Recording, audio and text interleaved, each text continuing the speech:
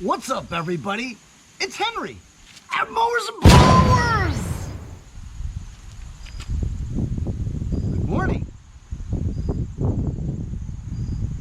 It's a gloomy, cloudy day today, and we're expecting rain for the next 3 or 4 days here. We haven't had rain in like forever, you know? So it's good for the lawn, and because it's late September, it's a great time to overseed your lawn now, which is what I'm gonna do later on. But first, I've gotta tackle a couple of things that's been bothering me about my Toros. I have like 5 Toro recyclers, and I absolutely love those machines. And so I wanna get them all pretty much perfect and ready for sale. If I don't sell them this year, I gotta knock them out anyway to make sure that they're all ready to go for when they're ready to be set for sale. As you know, I got this personal pace one for free just the other day, thanks to a tip from Quinn the Mailman. It's the second one in consecutive days that I got a Toro recycler, because I picked one up for free from a tip from Quinn the Mailman on Thursday too. This one, when you pull start it, right, it starts just fine. The whole thing just runs great, you know? But the wheels are a little wobbly because, well, you know, they're worn, you know, and over time, the, right where the shaft is, right, there's a lot of movement, so the plastic rubs out on the inner part where the shaft goes to have this wheel. So while the left one is not too bad, the right one's a little wobbly, and I guess I could replace it or something with another wheel, you know, but the tread is pretty good. And it's rear self-propelled. Maybe I'll swap out. I have a super old Toro recycler that has the same wheel. Maybe it's in better shape. I'll put it on there. Another thing is, when this is running, you hear like a vibration. And I think it's this front plastic bumper here that's on this model of recycler, the personal pace one, where you can hit something and it's protected by this bumper. Well, this bumper in the middle kind of, you know, caves out a little bit, you know, and it's kind of loose. So when the engine's running, I think it makes like a vibration noise. I'll show you right now. Other than that, there's nothing wrong with it. It just makes a noise. Gotta do the bell handle.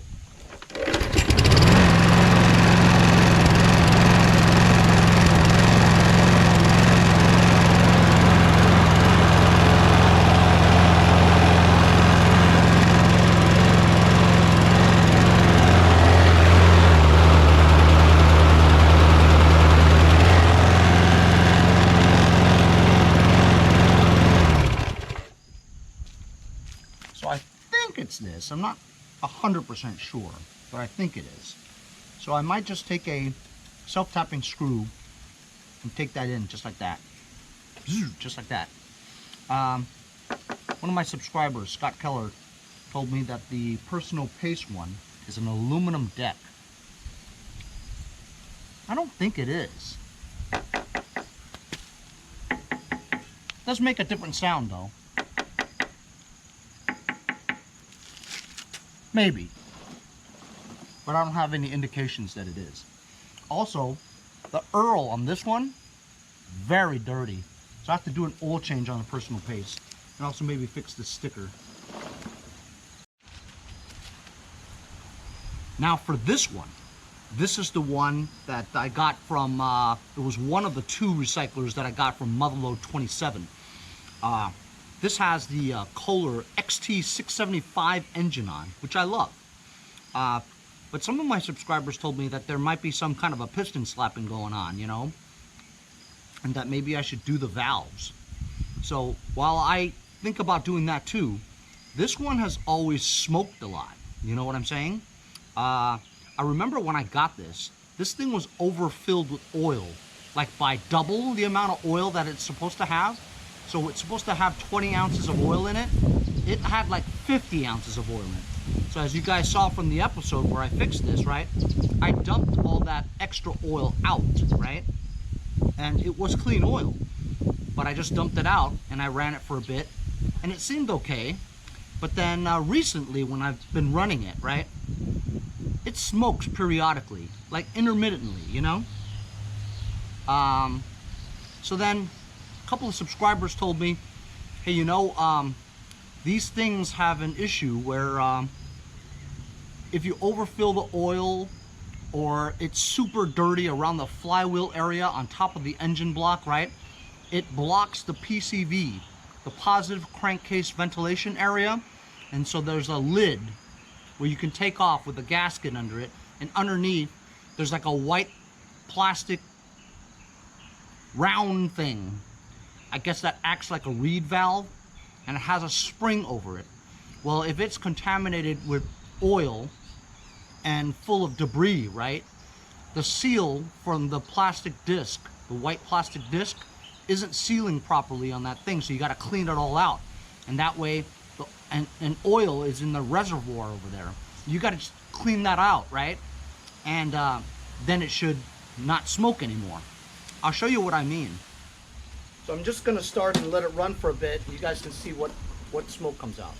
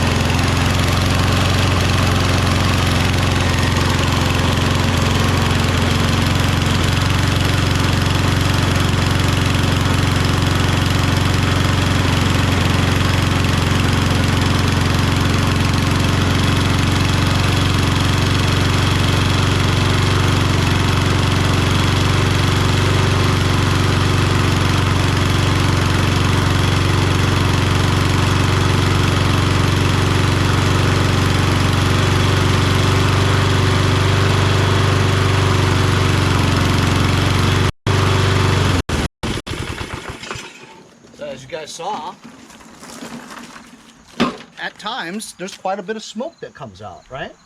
And so somebody also told me that, well, here's the breather hose that leads from the PCV, right into the carburetor, right? And the oil that goes in here is what causes the smoke. So if you just pull this off, right,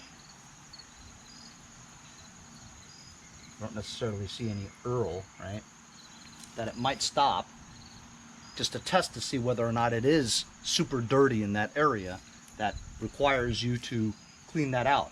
So to clean that out, I'd have to take the top assembly off, which is pretty easy, get the flywheel off, which can be difficult, right? Take that PCV cover off, clean the insides, and put it all back again. In addition, you might have to, it's kind of noisy, like bah, bah, bah, bah, bah, bah, you know what I'm saying? As you know, I actually spent some money on this one. I spent $16 on the auto choke arm that's over here.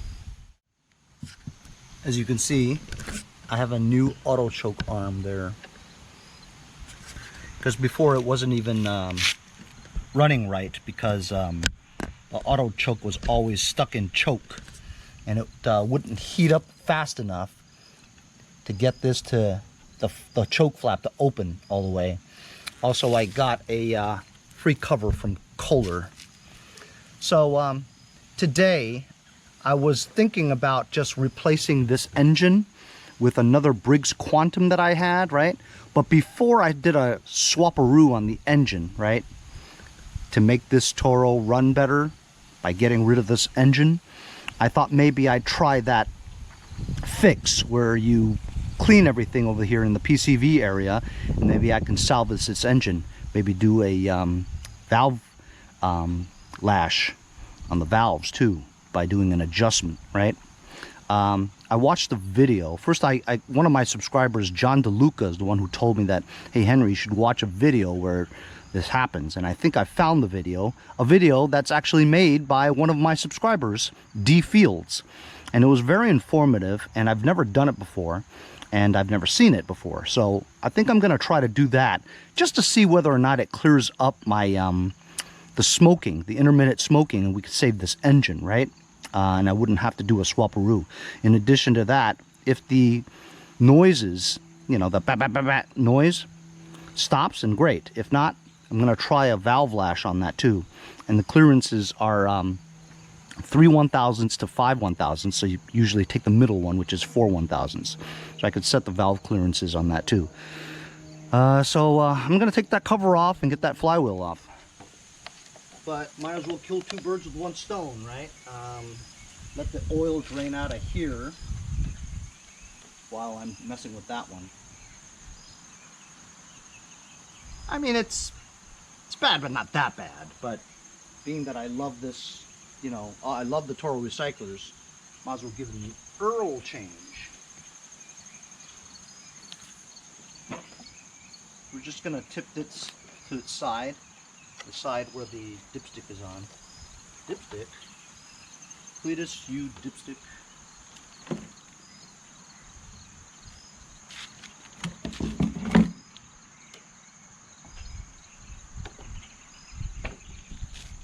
Look how black that Earl is. So I'm just gonna let it trickle out. It's gonna take a while.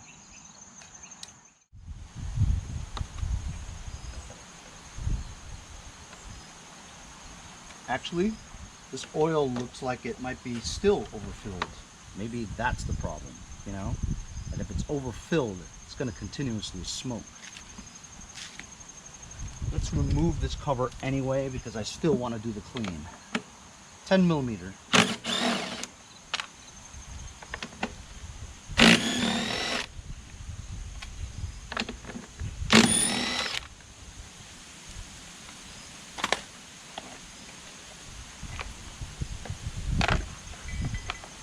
It's very easy to get this cover off on the Kohlers.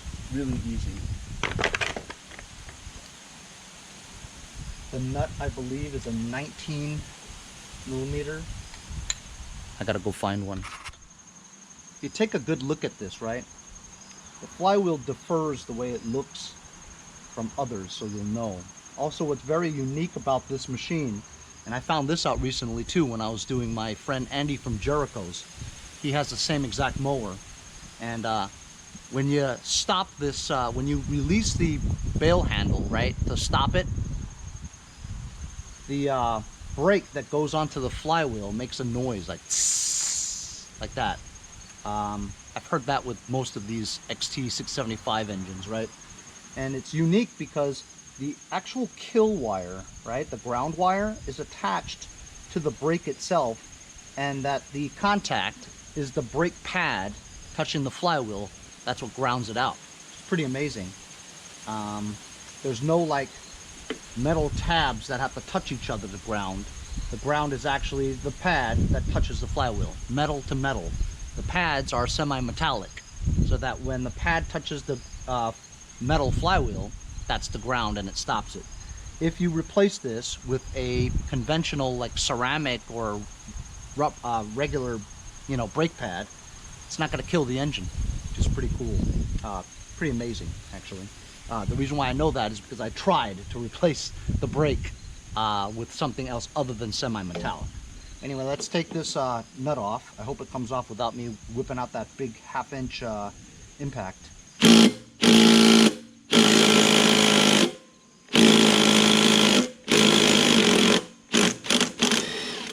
Alright, it took a little bit, but it came off.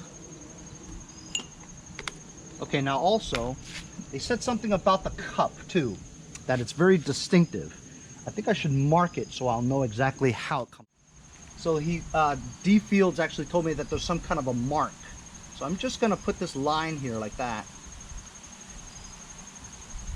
to show the orientation of it, just so I'm sure that I'm putting the cup on correctly. And we can see right now what he means. Okay, so you see there's 3 holes here and 3 notches that stick up that go into the corresponding holes. There's also 1 single one that is here. So you couldn't screw that up, you know. You couldn't screw that up because you wouldn't be able to put it on without matching up all the 3 holes and 1 hole here, you know. But we marked it, so we're good. I'm gonna bang this upside down to get all this crap out of here. Yuck! Look at that, huh? You guys see that? Pile of crap. So now the flywheel. Always tricky to remove the flywheel. Oh, look at that. So the plastic blower fan comes off. It's shaped exactly like that, so you couldn't put this on wrong either, right? And here is the flywheel.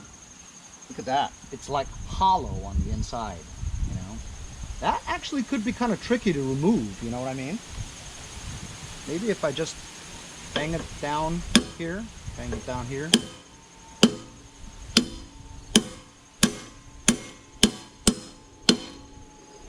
Maybe you could jar it free. Nope. So you know what?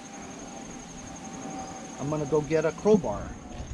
Also, I want to release this brake too from the flywheel. So I've got a clamp over here. I'm gonna put the bell handle down so that the brake is released from the flywheel. Hold down the bell handle. I'm gonna remove the spark plug so that it won't inadvertently start.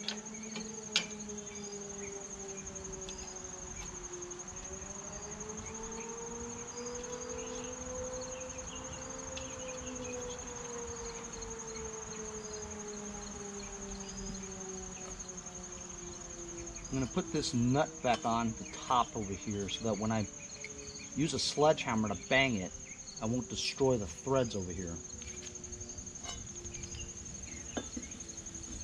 Take a crowbar, see?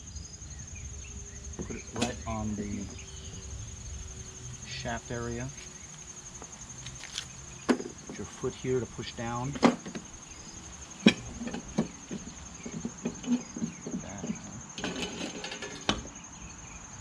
Play there.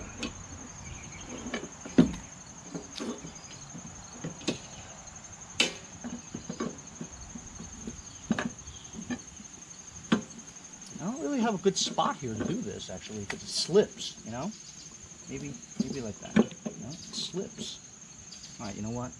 That's giving it an upward motion. Not that much, but some. There we go. Alright, that's good, okay? I'm lifting up on the crowbar now to give it upward motion. 1 smack. There we go. I know that seems violent and everything, but honestly, fellas, it always works. This will negate the need for a puller or anything. Hello. You know what? The magneto is in the way.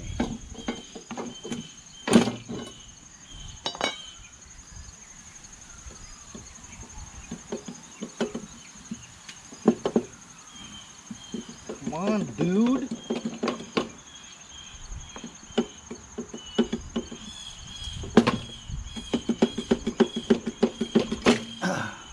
There we go.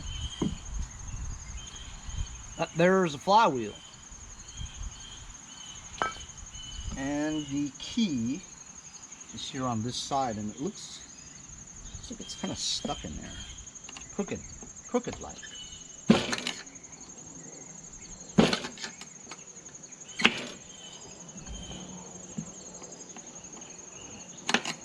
I'm gonna get it out.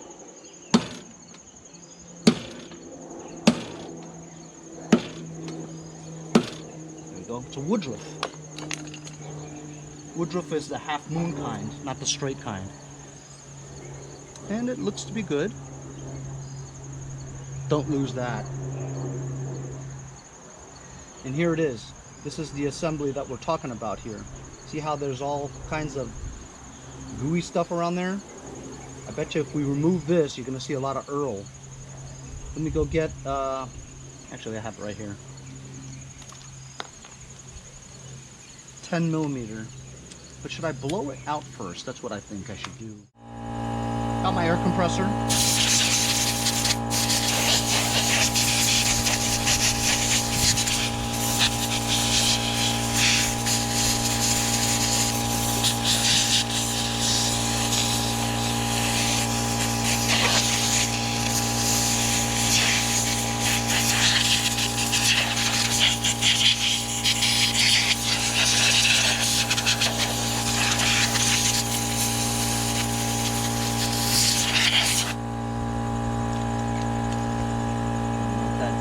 Anything, but I want to clean the area before I open up the lid. I don't want it to be dirtier when you open it up. I don't think it makes much difference because we're going to clean that out anyway, you know? See this gas breather hose? Kind of kinked here, you know? That's gonna mess up some performance too when you have a kink over here.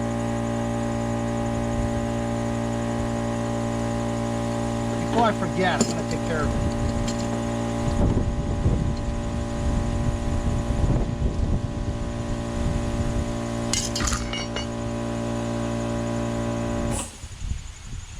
I wonder if I have long enough length to just pull it a little bit and cut it.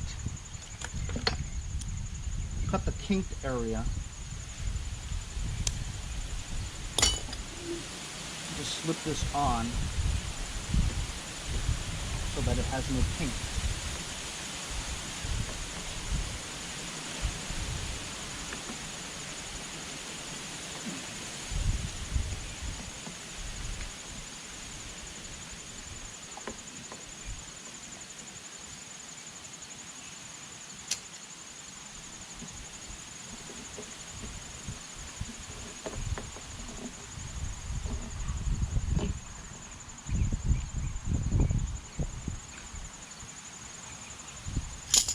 Alright.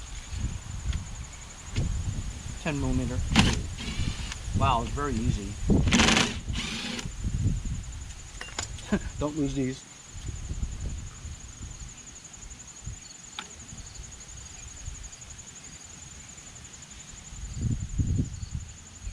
Cover comes off.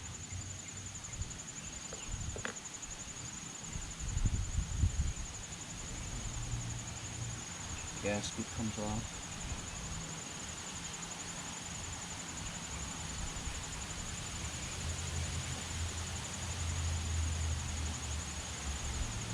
Got this little mesh thing.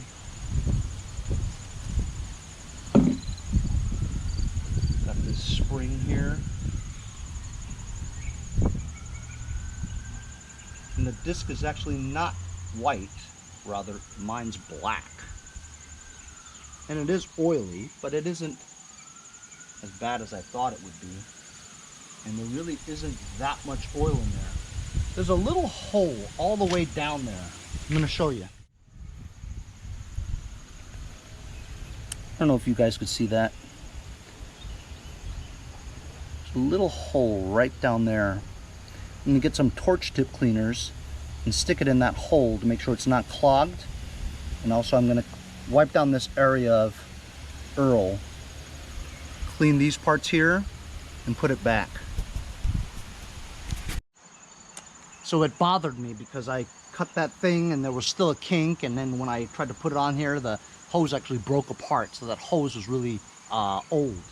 I went to my bin of parts and I couldn't believe it. I found it exactly the same length, exactly the same diameter hose.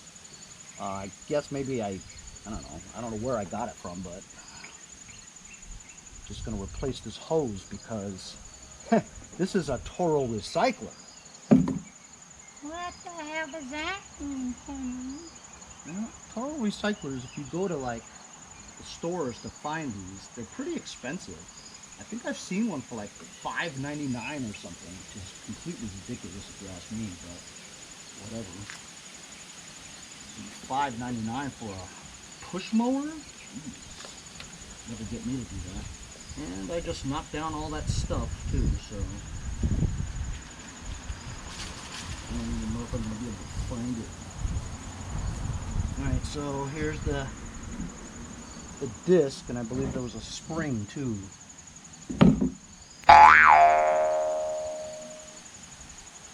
Yep, I lost the spring.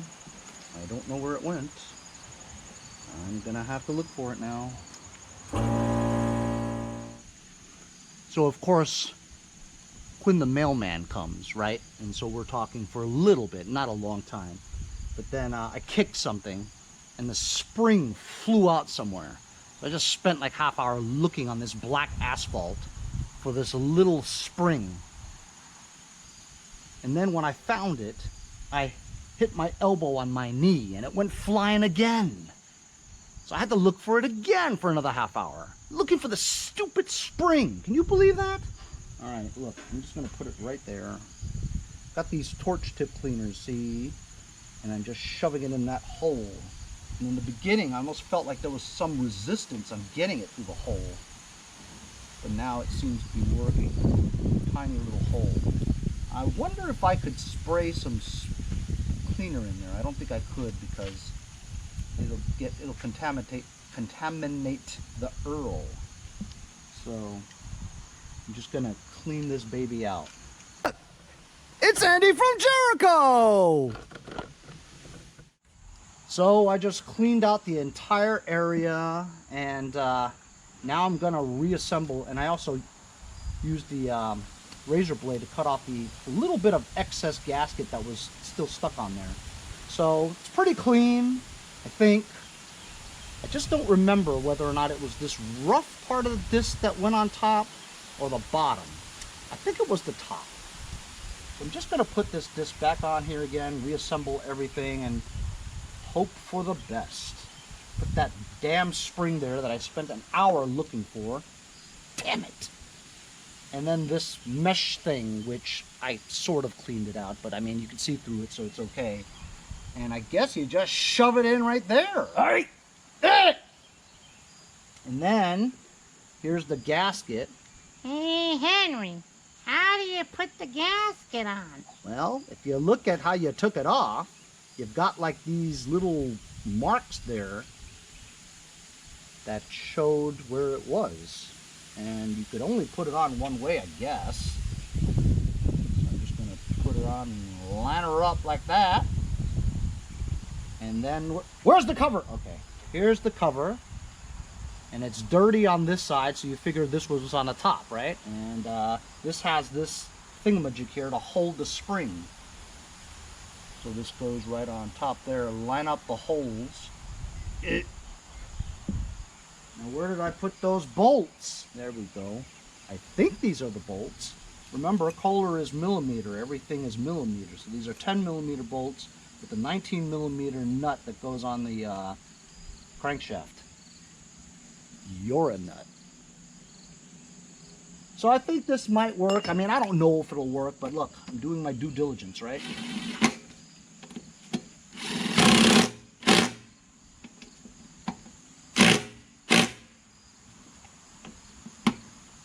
I'm sure there's a torque spec as to how hard I'm supposed to torque them down, but whatever, as long as it's tight.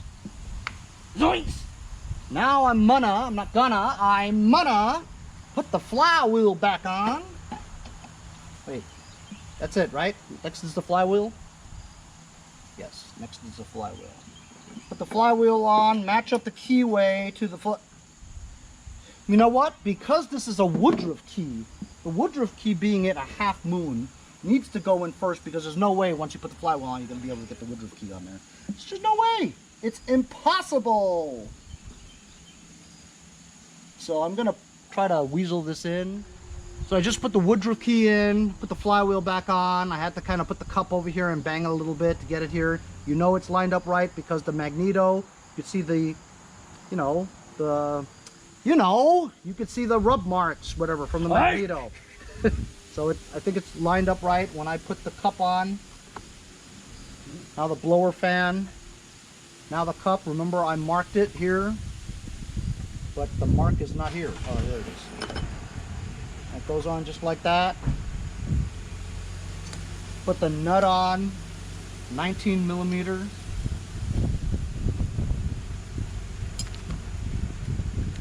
19mm impact. Hold it.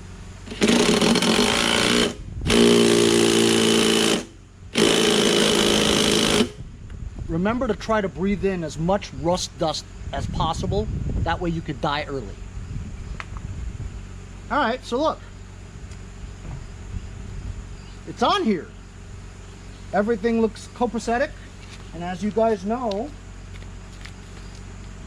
these Xt675 engines are super. Remember, I changed this. That looks good. Everything else looks good. It looks like it's gapped correctly. This, you know, I'm in for $16. I don't like to spend money, fellas. You guys know that. But this is a Toro recycler, which is one of my favorite machines. It's so easy to put this thing together. Okay, now look, it's not going in, right? Just pull this so that those paws are lined up into the cup. Change your impact to your 10mm again, and you got the 3 nuts. You're a nut.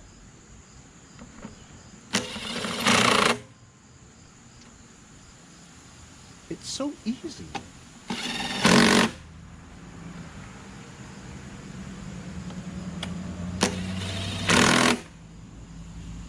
Put the spark plug boot back on.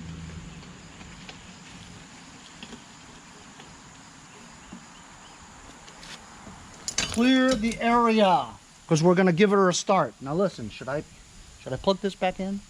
Because actually, let's leave it out, and if we start it and see if any Earl comes out of here. Okay? Okay. So here we go. We're gonna start it. We're gonna start it and see if it smokes. Good luck. Henry, it's not gonna start anymore.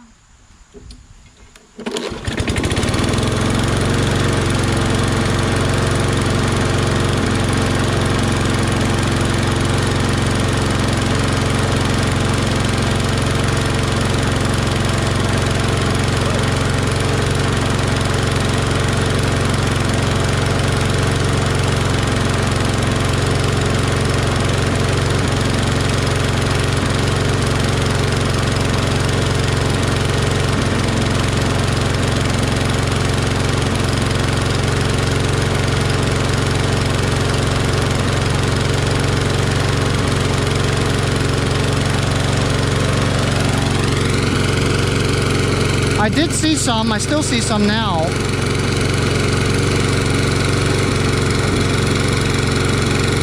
I'm gonna check the oil. So as you guys know, I had actually drained the oil out of here to the full mark, and I just checked the oil again. As you can see, that hole, this hole over here at my nail, that's the full mark. It's still overflowed with oil. So that's going to contribute to the PCV having that oil overflow, which is the reason why it smokes. So you know what? I'm gonna take that back right upright again, and I'm gonna drain a little bit of Earl out of this thing. All right, so now I'm gonna dump a little bit of Earl from out of here. Try to really get some inside.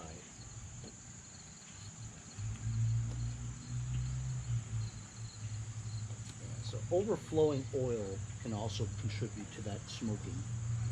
Hopefully this will do it.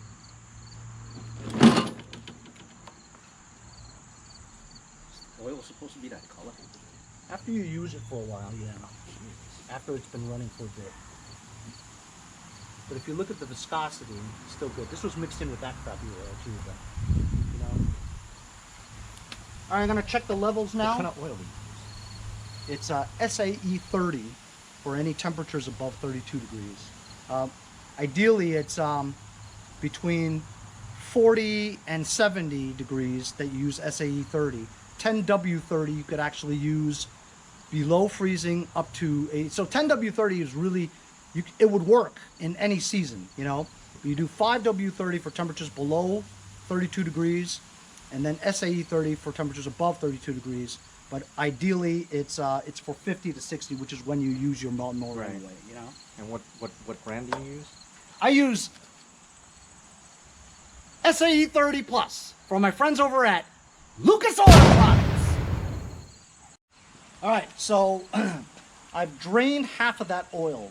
It's a little above the add line, but we're gonna see. So it's definitely not overfilled, right? So let's see now.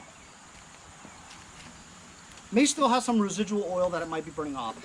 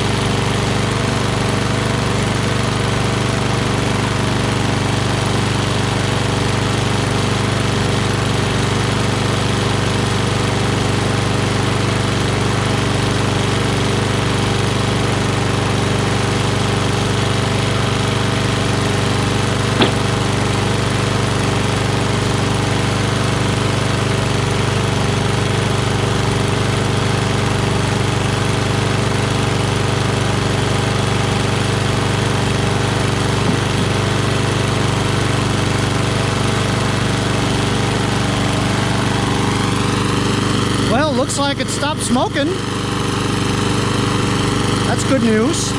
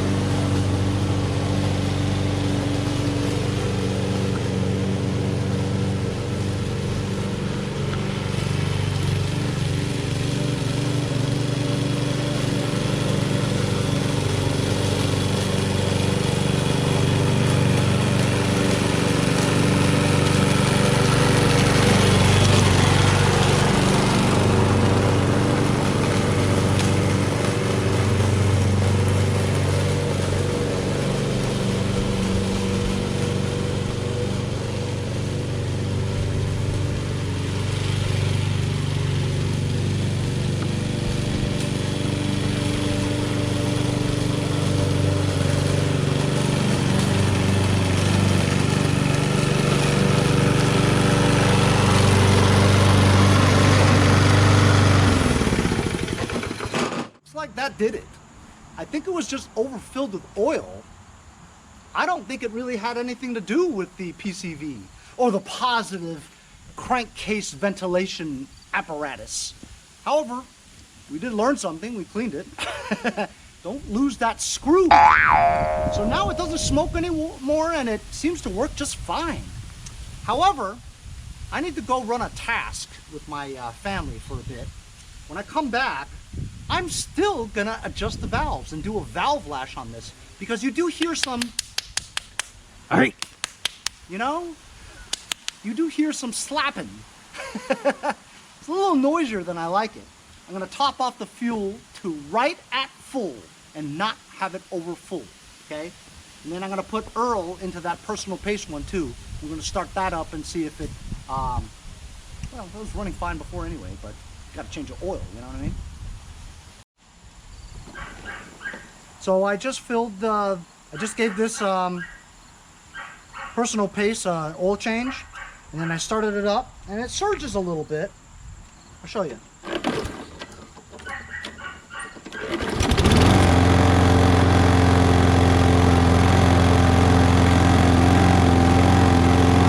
It surges from time to time, but I wanted to confirm the little black bumper in the front. Is that what's causing the vibration noise? So I've got a sledgehammer on my Belgian block there, and I'm gonna push up against the black bumper to see if the noise goes away. And it does.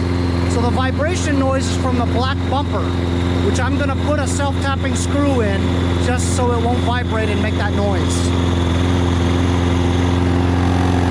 See that?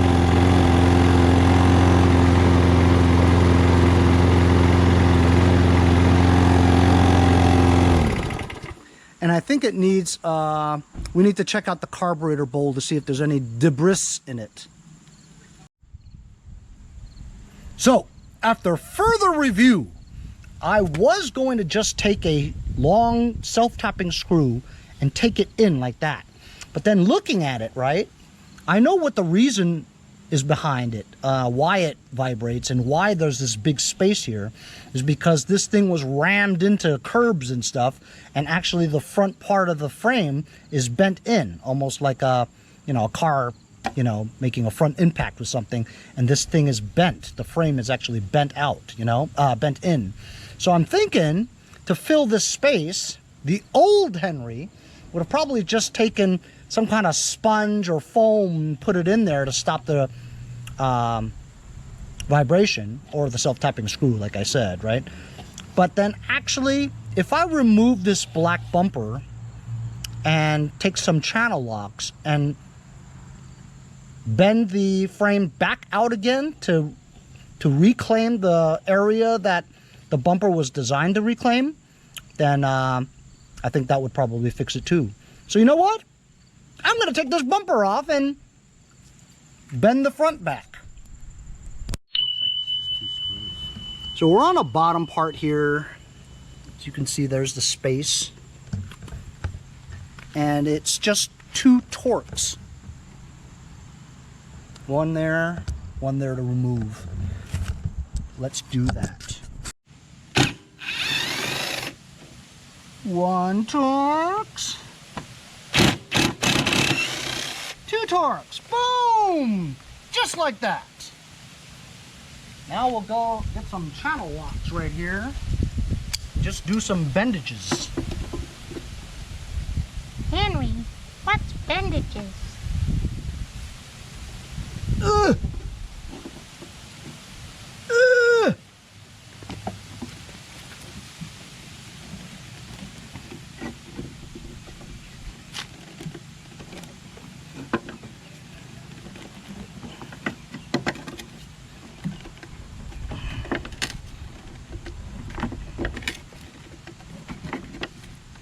It looked like it was a lot of room that I had to take up, you know what I mean? That's why I'm really pulling it out.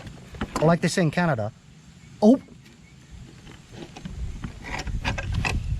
Alright, now let's match this up and see if it's a little better. Ooh, it's much better. Actually, look, see? The inside of this plastic is like bent sideways. I'm going to try to rebend these back into shape. Off at least. So these things were all bent down, or like they say in Canada, down. I just channel locked it back up again, so maybe this will be better. My friend Andy says, well, aren't you going to clean that stuff out? What? The first use, it's going to get clogged again. It's grass. You know, so look, I put that there, eh? And I don't know if it would push this in as well. I'm going to bend this out a little bit more and then reinstall. So I just reinstalled, right? There's still a gap here, but it's not loose anymore. And I also did a coating of silicone right at those tabs that stick out like that, just to give it a little bit more cushion, you know? Then when it dries, it shouldn't vibrate.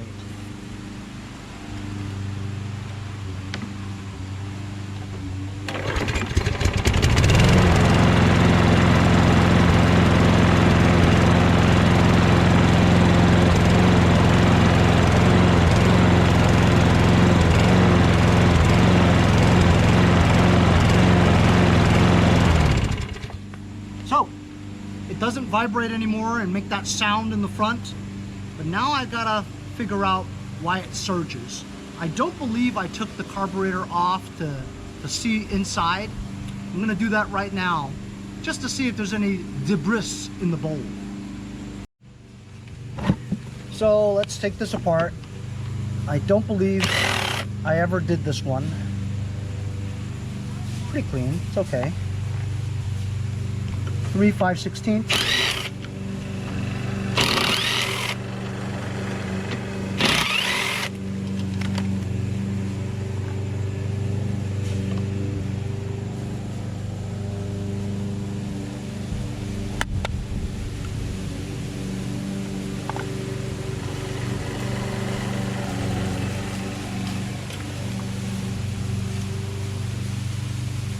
take off the hose clamp, take off the fuel line.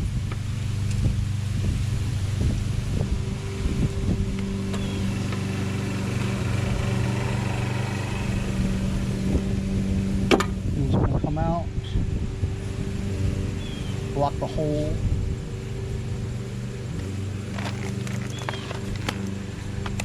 Fortunately, I have to take this off to get the auto choke mechanism apart. This top cover really isn't on there very well. As you guys saw when it was running, it was kind of vibrating a little. 1/4 inch to remove the auto choke mechanism. As you can see, it has the spring. The other ones are missing springs. That makes a big difference with the choke. 2 3/8 to remove the carburetor from the engine block.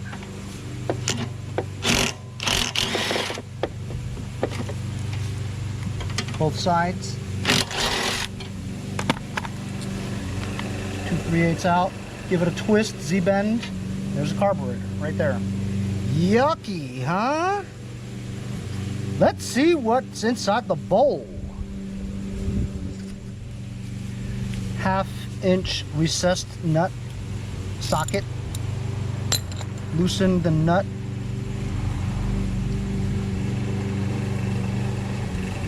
And the nut's going to be clean because it was running. It just surges a little. And it's clear. You can see the hole through there. Okay, here we go. Let's take a look inside the bowl. And it's pretty clean. And it has some debris in there.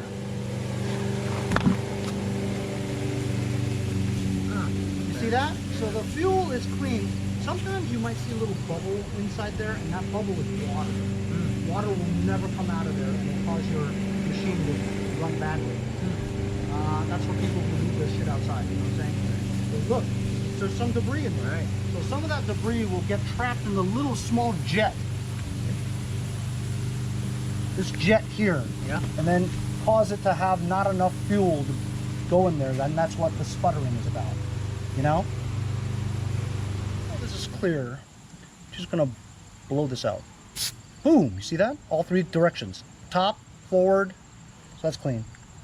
What you use for that?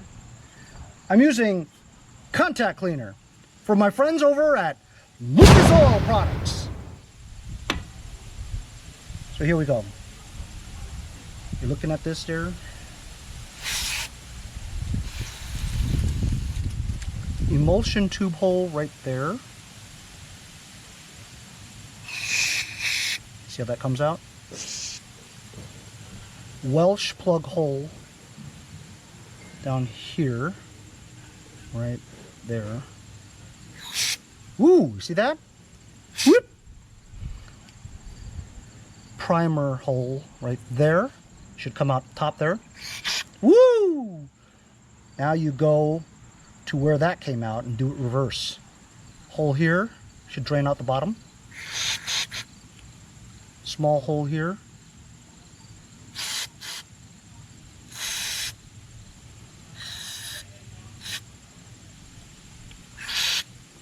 Since this is an auto choke, there's no hole there, where the primer bulb version will have a hole there. Honestly, it's not really that dirty.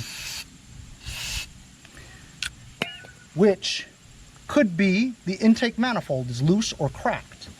So you can just take your hand and move it around. It's not loose. Sometimes they're loose. Also, you remember there's an O-ring right on the intake manifold that mates with this part right over here. You know what? This is pretty clean. I'm pretty satisfied. It had just a little bit of debris there. I'm gonna clean this bowl, reinstall everything. Look at the condition of this fuel filter, air filter. Looks good here. But when you flip it over, look at that. Gotta change that.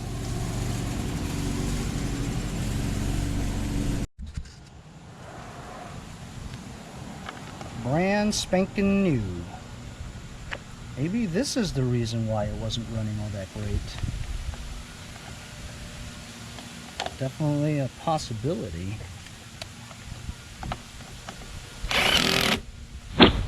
Clean the carb, new air filter, oil change. Let's see.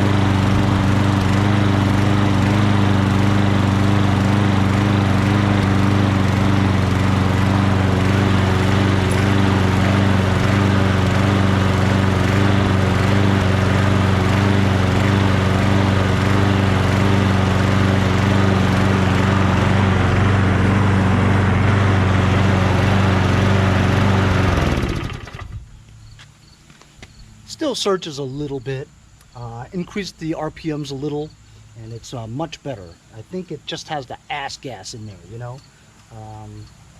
Everything else seems okay. Vibration stopped because I fixed that bumper. So I'm gonna clean this up, take a picture of it, you know.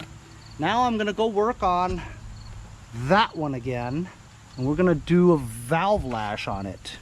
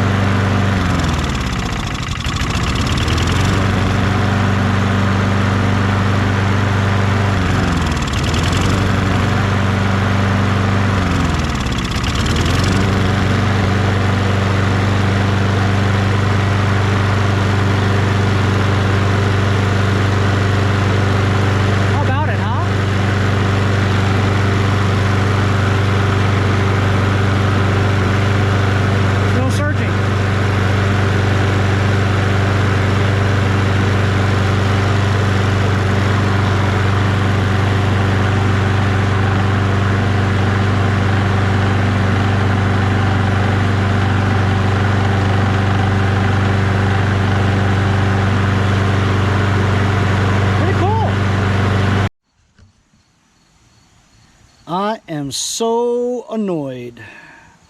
I have tore my garage apart looking for a 11/16 small spark plug socket, and I just can't find it.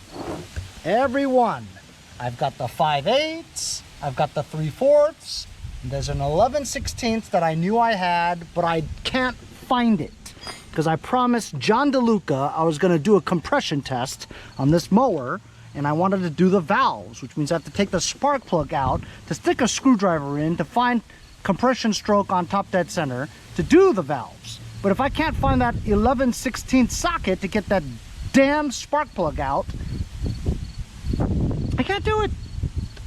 I've even tried some damn channel locks too, and they won't work. One 11/16 socket out of all the tools I have, and I can't find it. Did I mention I was really annoyed?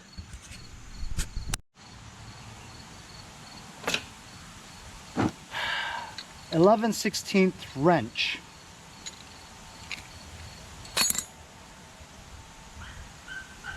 Honestly, hell, going through hell just getting this damn spark plug out. Can you believe that? Why do people make this size anyway? Sorry, John, I can't do a compression test, bro. My compression tester only has the threads for this one and the one bigger than this one. I don't have the one that's the 11/16 one, so I can't stick this in. I'm sure it's pretty good because it runs, you know. So now I'm just going to take the valve cover off and do the valves. At least check out the valves. Oh, I forget. 10mm for Kohler.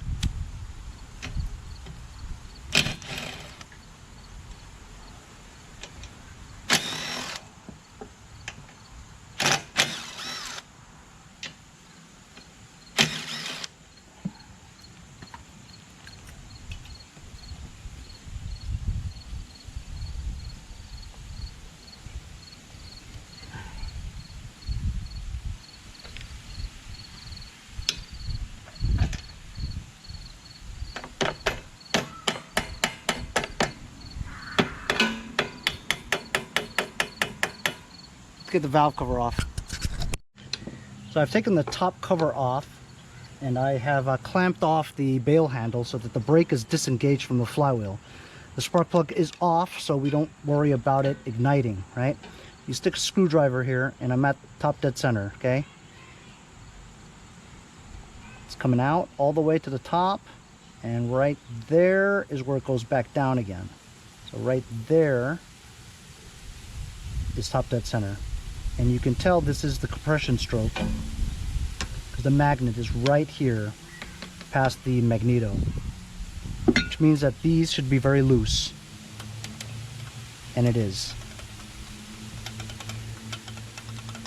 Just want to show you, let's say we did it to the exhaust stroke, okay? We'll go back down again, do one revolution, and it comes back up again.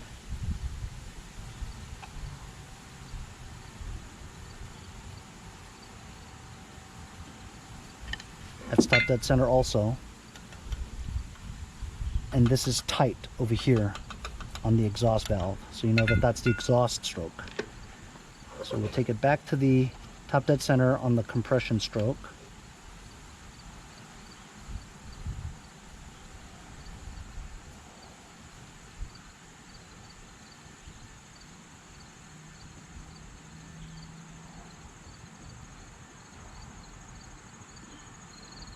Right there. And now they're both loose. So I'm going to get my feeler gauge. I'm going to see about putting it to 4/1000ths. So I'm at the top one, and it's very loose. See that? Bottom one is even more loose. Now they're both at the same exact measurement. It's supposed to both be 4/1000ths of an inch. So I'm going to get a 10mm socket as well as a, I don't know what that is. So it's a 10mm inside, outside bolt to 12mm outside bolt. 4/1000ths in between. I've loosened this one, the outer one, which is 10mm, so I can turn this top one, moving this, dragging it, Waiting for a slight drag, and it's right around. It's getting there.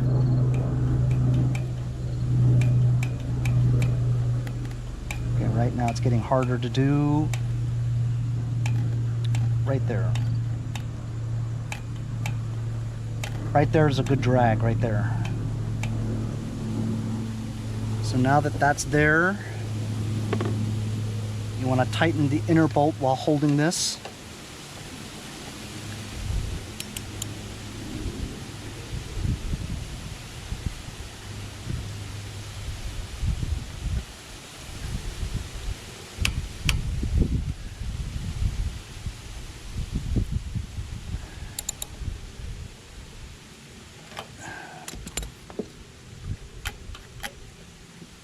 See if I can just take this back just a slight bit.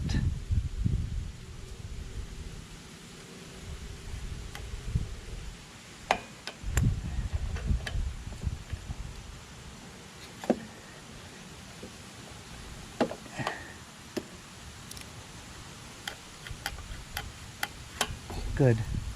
Now let's do this one. This one's very loose.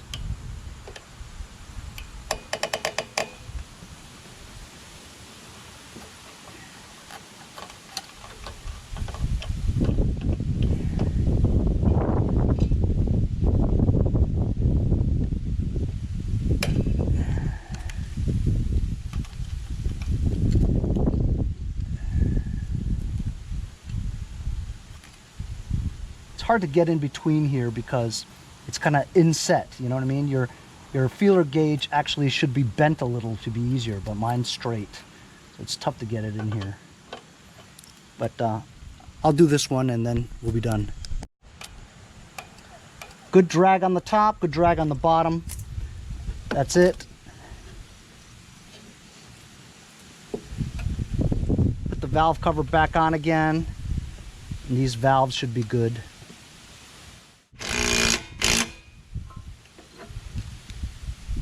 Cross section, cross pattern I mean. Now I'm gonna have to put that spark plug back in and use that wrench tightening method that I did before to get it out. I have no idea what happened to that 11/16 socket, deep socket for this spark plug.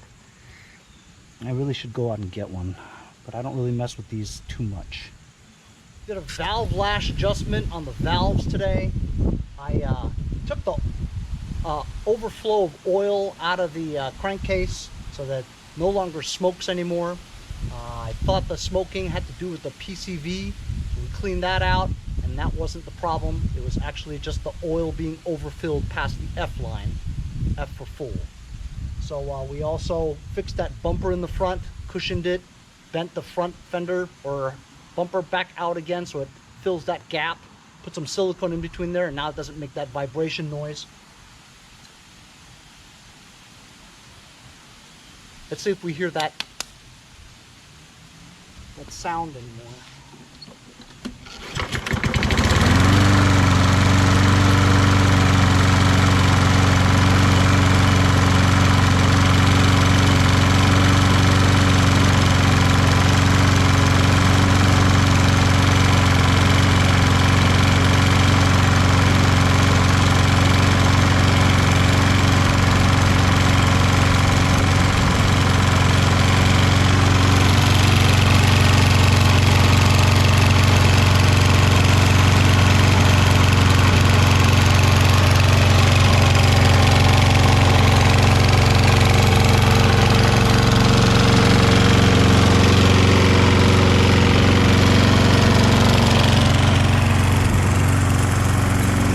I'm sorry, the bumper thing was on the personal pace.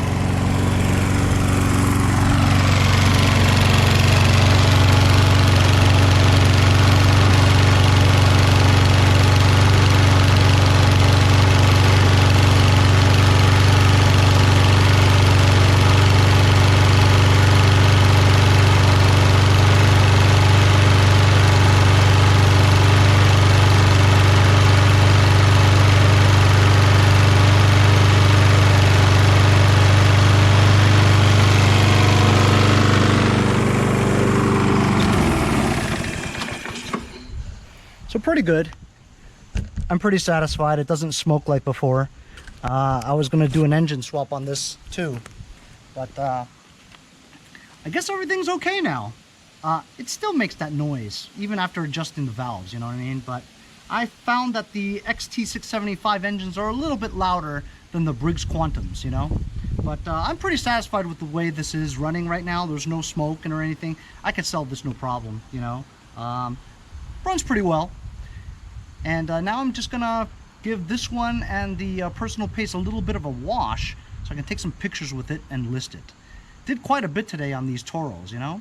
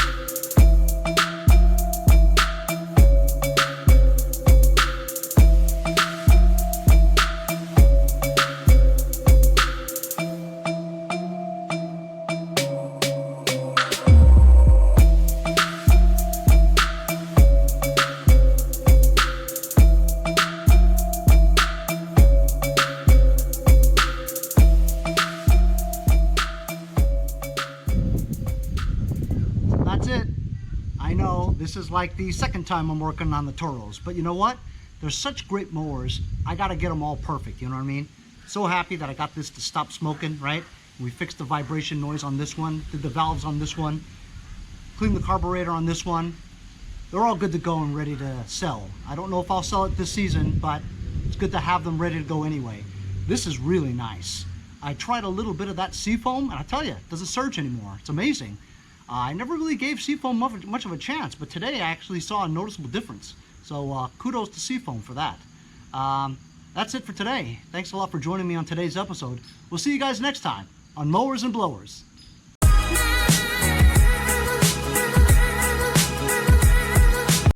Hey, I'm Andy from Jericho.